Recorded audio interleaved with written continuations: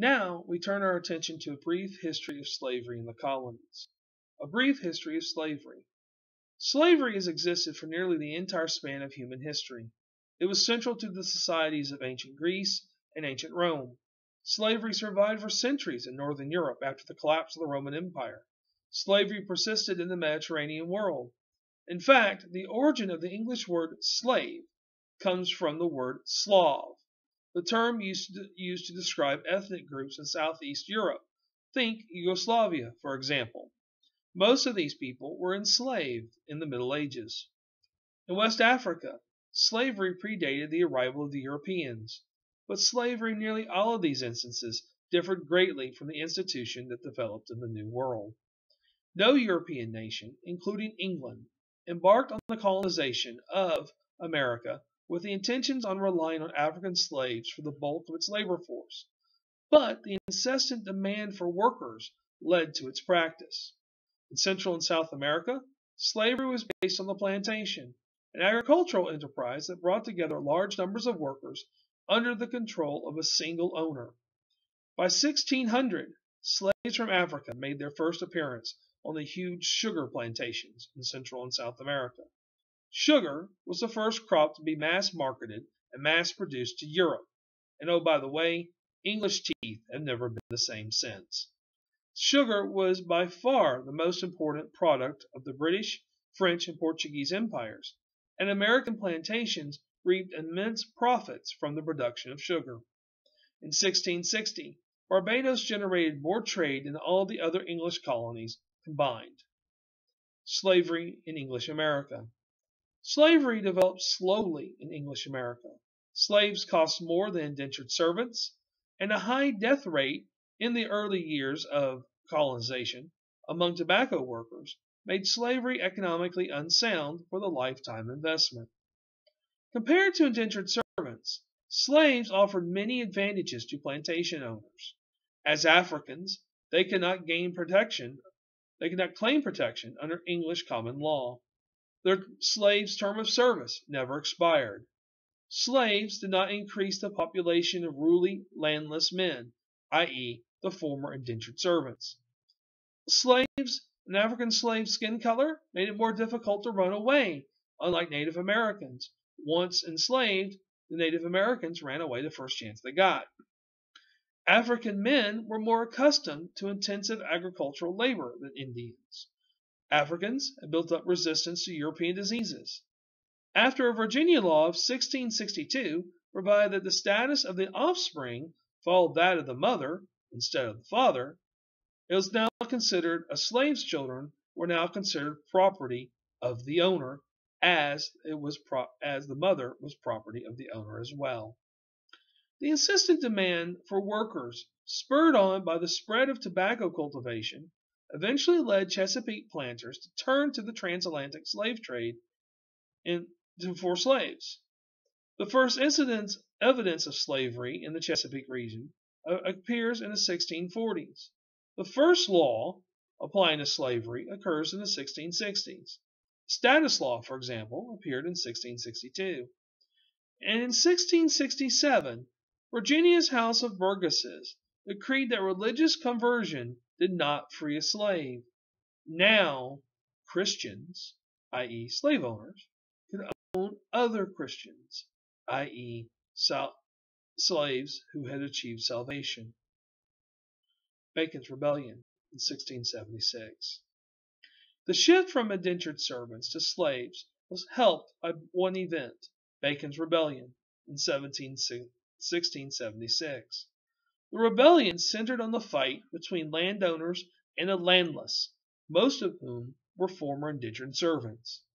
Virginia Governor William Berkeley had contained the Indians in the colony of Virginia by basically giving them the frontier to the west. What this did is keep land out of the hands of the people who wanted it. And as always, you might expect, land is the one commodity that everybody wants. After a minor confrontation between Indians and colonists on Virginia's western border, settlers demanded Berkeley to remove the Indians.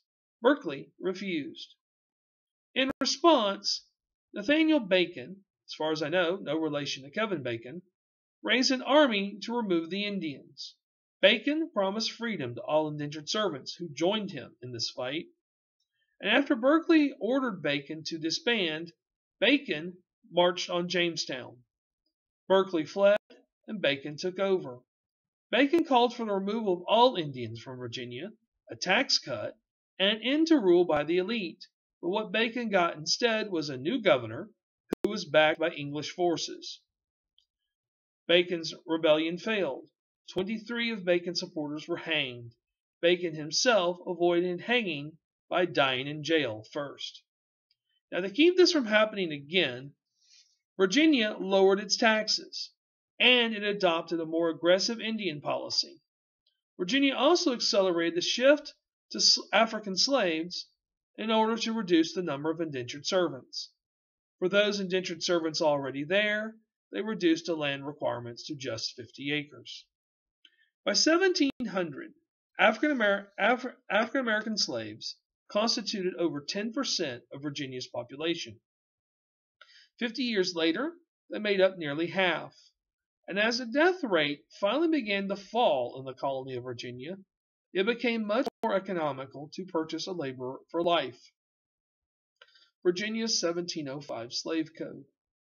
In 1705, Virginia enacted a slave code that embedded white supremacy into the law.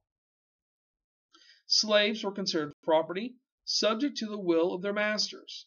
Slaves could be bought, slaves could be sold, slaves could be leased, slaves could be fought over in court, and slaves could be passed on to descendants as property. Slaves were considered illegitimate. Slave families were not considered legal. Slaves could not own a gun, nor could they strike a white man. Slaves could not employ a white servant.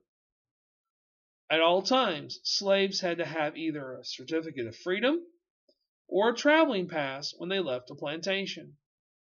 Thus, the Virginia Slave Code of 1705 changed Virginia, in the words of noted slavery historian Aaron Berlin, changed Virginia from, quote, society with slaves, unquote, to, quote, a slave society, unquote.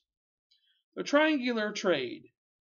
In the 1700s, African slavery was a regularized business in which European merchants, African traders, and American planters engaged in complex bargaining over human lives, all with the expectation of securing a profit. The slave trade was a vital part of world commerce. Every European empire in the New World, yes, even that one, I'm talking about you, France, utilized slave labor and battled for control of this trade. A series of triangular trading routes crisscrossed the Atlantic, carrying British manufactured goods to Africa and its colonies, colonial products including tobacco, indigo, which is blue dye, sugar, and rice to Europe, and African slaves from Africa to America. Merchants in New York, Massachusetts, and Rhode Island participated regularly in the slave trade, shipping slaves from Africa to the Caribbean and to the southern colonies. The slave economies of the West Indies were the largest market for fish, grain, livestock, and lumber exported from New England and the Middle Colonies. The transatlantic slave trade made Africa a major international market for European goods, especially for textiles and guns. Cheap imported textiles undermined traditional craft production in Africa, while guns further encouraged the further growth of slavery, since the only way out to obtain European weapons in Africa was to supply slaves. The Middle Passage. The voyage across the Atlantic is called the Middle Passage, for it is the middle portion of the triangle trade. For African slaves, it was a harrowing experience. Men, women, and children were crammed aboard vessels as tightly as possible. One slave trader wrote that, quote, height sometimes between decks was only 18 inches, so that the unfortunate human beings could not turn around or even on their sides, and here that they are usually chained to the decks by their necks and legs. Diseases like measles and smallpox spread rapidly on the ships, and about 1 slave in 5 perished before reaching America. Only a small portion of slaves carried to America were destined for mainland North America. The vast majority landed in Brazil or in the West Indies, where the sugar plantations were. And after 1700, their numbers increased. By 1770, around 1/5 of the population of the 13 colonies was slaves. One notable slave trader. This was John Newton. Perhaps you've heard of him. Newton was a captain of English slave trading ships, the Duke of Argyle and the Duke of Africa, and Newton made 4 voyages to the West Indies in these ships, collecting and trading slaves. In 1764, Newton gave up the slave trading life and became an Anglican priest. In 1779, Newton wrote his most famous hymn, Amazing Grace. In 1788, Newton published a pamphlet called, quote, Thoughts upon the Slave Trade, unquote, that described the horrific conditions of the slave ships during the Middle Passage, and Newton apologized for his participation in the slave trade. Newton's writings on the African slave trade had a great influence on William Wilberforce, who, as a member of Parliament, campaigned for Great Britain to end slavery. In 1833, Parliament did just that by passing the Slavery Abolition Act, which ended the African slave trade in Great Britain and the British Empire. Wilberforce died 3 years later.